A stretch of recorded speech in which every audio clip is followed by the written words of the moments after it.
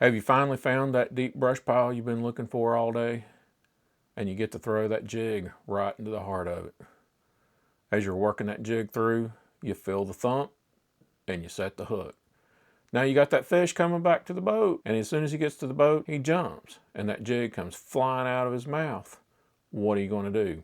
Well, hang on. We've got a little jig hack for you that might help you get those fish right on in the boat.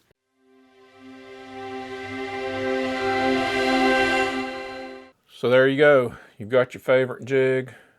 You've thrown it down in there. You set the hook. You get them beside the boat.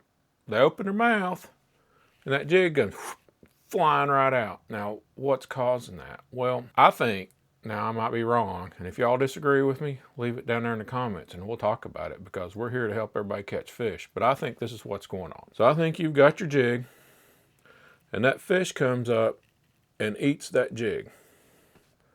And he's got it all the way down in the back of his throat. All right. So we're going to take one here that don't have a skirt on it, kind of show you what I think's happening. So as that fish eats that thing, and then you go to set the hook.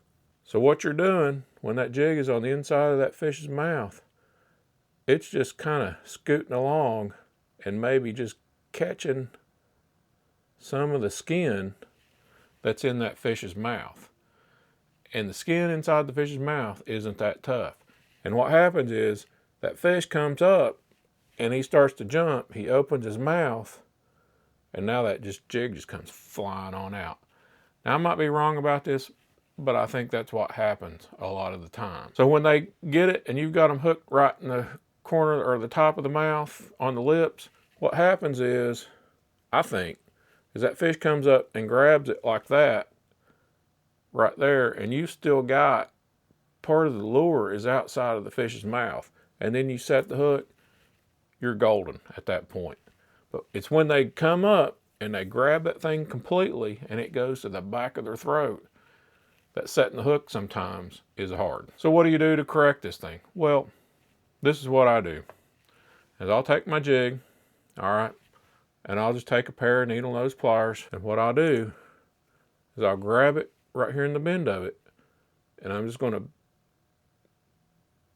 pull on it just a little bit, just to move it up. So here's what we're doing is we're taking that level plane of that hook, and that's represented by this red line here, and all we're going to do is we're just going to move it up a degree or two that's represented by this blue line. So what happens after you change the angle of the hook here is, well, when that fish grabs it and you go to set the hook, instead of that hook just kind of sliding across the roof of the mouth of the fish, that angle of that hook can now kind of get in there and bury up into the top of the roof of the mouth. And that's what you want. You want that hook to bury up past the barb, and that's when you put them in the boat. So this little jig hack here, it'll work on your jigs, but it'll also work on these suckers right here, these swim baits. It'll also work on your crappie jigs, your worm hooks, anything where that fish is coming up, grabbing it in its mouth, and you can't get a good hook set on it. So give this a try next time you're all having trouble getting fish in the boat. Maybe this little jig hack here will put one in the boat for you. Anyways, I'm Rodney with eFishin. Thanks for stopping by.